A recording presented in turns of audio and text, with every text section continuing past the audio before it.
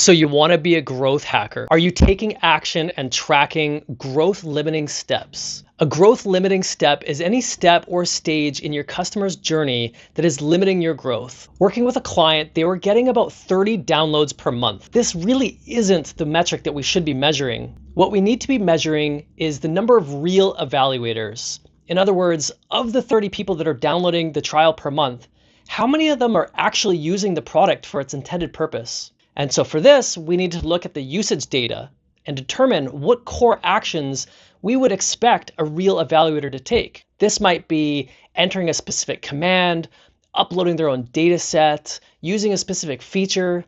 It's going to be different and unique for your business. So what you may find, as we did, was of the 30 downloads per month, very few of them actually used the trial for its intended purpose. So that was our growth limiting step. We needed to figure out and solve for how do we increase the number of real evaluators. So to do this, we needed to figure out A, why are so few people actually using the trial for its intended purpose? And B, what, if anything, could we do to increase the number of real evaluators? So what we did is came up with a growth hacking committee, a little team internally made up of operations and product managers and marketers, and the CEO is even optional. And so we all got together and brainstormed ideas of experiments that we could do to increase the number of real evaluators. So we needed to answer the following questions.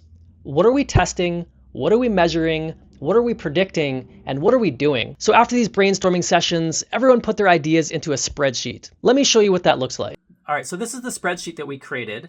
It has a number of columns. First column is suggested by. This is the name of the person who suggested the experiment. The second column is the key driver. In our case, it was the number of real evaluators. This is the metric that we're trying to move. And then we have it set up as we believe that, and to verify this, we will, and measure, and we predict that.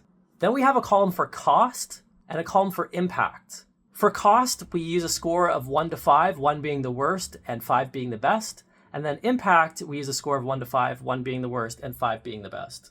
And then you can have a column which is score or rank. Basically, you need a way to determine what experiment is worth running and rank them in order of importance. So one idea that we had was to gamify the trial, to have some sort of reward or badge system that you can earn once you use certain features. And we don't know if this is going to work. This is just an idea that we came up with. So let me show you how we would write this. We believe that trial users will be encouraged to continue using the product if there's a gamified system that rewards users for completing key actions.